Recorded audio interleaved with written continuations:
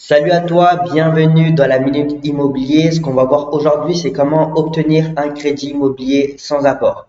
Et reste bien jusqu'à la fin de la vidéo parce qu'à la fin de la vidéo, je vais te partager quelque chose que tu ne trouveras nulle part ailleurs. Alors, ce qu'il faut savoir, si aujourd'hui les banques te demandent un apport, notamment si les banques te demandent 10% d'apport, c'est probablement que tu es parti voir la Société Générale ou la Poste. Voir une autre banque finalement qui va te demander 10% d'apport. Pourquoi? Parce que la plupart des banques ne travaillent pas de la même manière. Donc, tu peux aller voir une banque, euh, par exemple la Société Générale qui va te demander 10% d'apport, et tu peux aller voir la Banque Populaire qui va te dire totalement autre chose. Si tu ne l'as jamais fait, je t'invite à aller le faire. Va demander un crédit à la Société Générale et va demander un crédit à la Banque Populaire ou à la Caisse d'épargne. Tu vas voir, les discours seront totalement différents. Alors, première astuce, si tu veux pouvoir obtenir un prêt sans apport, c'est tout simplement de présenter ton projet en résidence principale. Tu dis que tu veux acheter ta résidence principale et du coup, la banque va t'autoriser à finalement te faire financer sans apport. Pourquoi? Parce que aujourd'hui, la France veut une France propriétaire de sa résidence principale. Donc, euh, les banques accordent plus facilement finalement des prêts euh, en résidence principale. Mais ce qu'il faut savoir par rapport à ça, c'est que ce n'est pas parce que tu obtiens un prêt en résidence principale que par la suite, tu vas pas pouvoir mettre en location ton bien. Tu peux directement mettre en location ton bien, il n'y a pas de problématique par rapport à ça. La seule subtilité que tu dois faire attention, c'est veiller à bien obtenir un crédit avec un taux fixe et non pas avec un taux PTZ, donc un prêt à taux zéro, parce que finalement, tu ne vas pas pouvoir le mettre en location si tu obtiens un prêt PTZ parce que tu as certaines réglementations par rapport à ça. Donc, pense bien, présenter ton projet en tant que résidence principale, ça va te permettre finalement de faciliter les choses et obtenir ton crédit immobilier en toute simplicité, sans te prendre la tête, etc. En plus, à présenter un projet en investissement locatif, si et seulement si c'est ton premier investissement locatif. Après, ce qu'il faut savoir également, c'est que euh, moi, je suis spécialisé dans la division. Et du coup, dans la division, ce qu'on fait, c'est que comme on achète un appartement qu'on divise en plusieurs appartements, et nous, ce qu'on fait, c'est que on va présenter le projet de cette manière-là. OK, comme je vais diviser l'appartement en deux, du coup, il y aura un appartement dans lequel je vais vivre. Donc, c'est pour ça que je souhaite acheter finalement ma résidence principale. Et je vais avoir un autre appartement dans lequel je vais le mettre en location. Et ce bien en location va venir couvrir les frais de mon crédit, de mes charges et tous mes autres frais. Et du coup, ça montre à la banque que finalement, tu achètes un bien pour ta résidence principale qui s'autofinance. Et c'est comme ça que finalement, mes clients parviennent à obtenir des prêts sans apport. OK? Ensuite, je vais te partager une subtilité. Finalement, c'est au pire, en fait, on s'en fout de l'apport. Pourquoi on s'en fout de l'apport? Parce que tout simplement, l'apport, vous pouvez le récupérer dans les travaux. Si vous voulez, il y a deux raisons. Soit vous ne mettez pas d'apport parce que vous n'avez pas d'argent, ou soit vous ne mettez pas d'apport parce que vous ne souhaitez pas mettre d'apport. Mais finalement, si vous souhaitez, vous avez l'argent mais que vous ne souhaitez pas mettre de l'apport, au pire, on s'en fout de l'apport. Pourquoi? Parce que en général, les banques vont vous demander de payer uniquement les frais de garantie et les frais de dossier, ce qui correspond en moyenne à 3 000 euros maximum. Donc, autant mettre ces 3 000 euros. Et comment est-ce que vous allez pouvoir faire pour récupérer cet apport 3 semaines plus tard? Eh bien, c'est simple. Avant d'investir, vous incluez un devis travaux dans votre crédit immobilier, un devis travaux de 3 000 euros.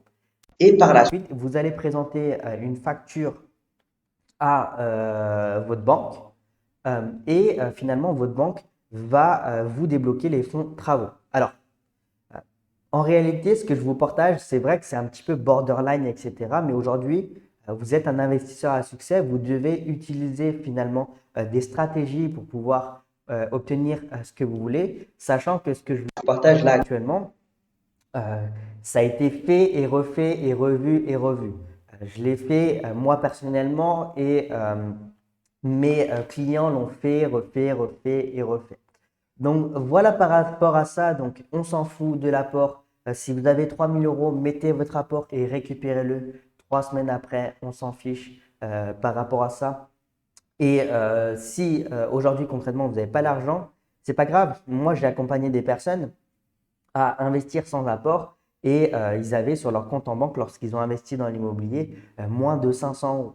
Donc c'est totalement possible pour vous. Donc pour ça, n'oubliez pas, présentez votre dossier en tant que résidence principale et dans l'idéal, si vous savez faire des divisions, apprenez à faire des divisions pour vous permettre de présenter votre dossier en tant que résidence principale avec un investissement locatif. D'ailleurs, cette stratégie, vous pouvez également l'utiliser si vous achetez des immeubles de rapport.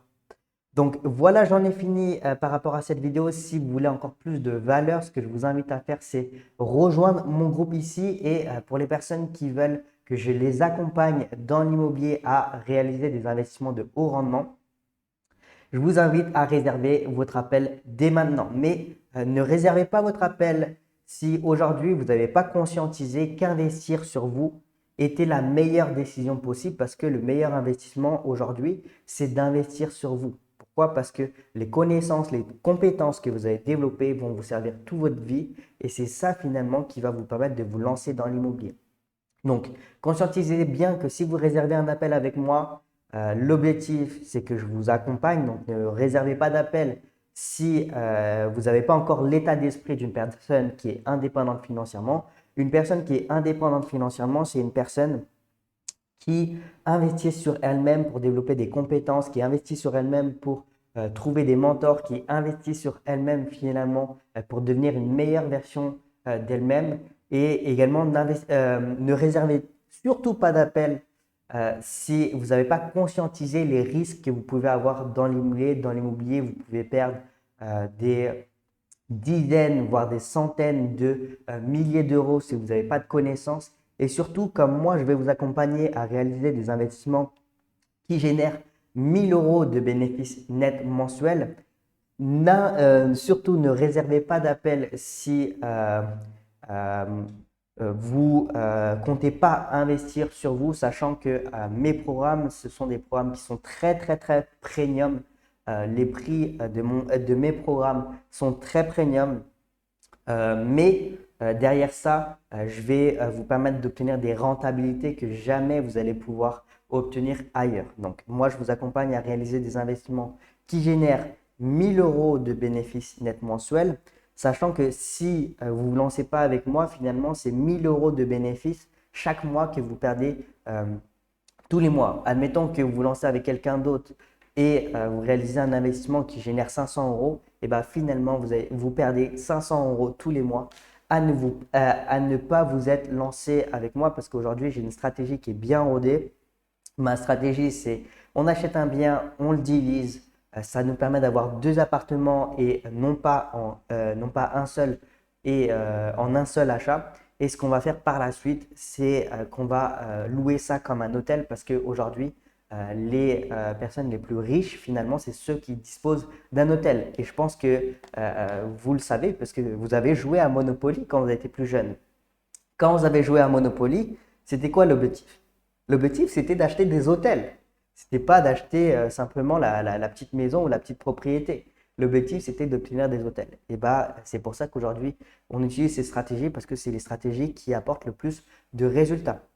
Sachant qu'aujourd'hui, la division, c'est des stratégies qui s'appliquent également à l'achat d'immeubles de rapport. Donc, si vous achetez un immeuble, on va pouvoir réaliser des divisions dans votre immeuble et ça va maximiser également vos revenus. Donc, voilà par rapport à ça. Sur ce, si vous avez aimé cette vidéo, pensez à vous abonner et à liker, à commenter. Dites-moi qu'est-ce qui vous a le plus plu dans cette vidéo. Et voilà, on se dit à très bientôt. Ciao, ciao.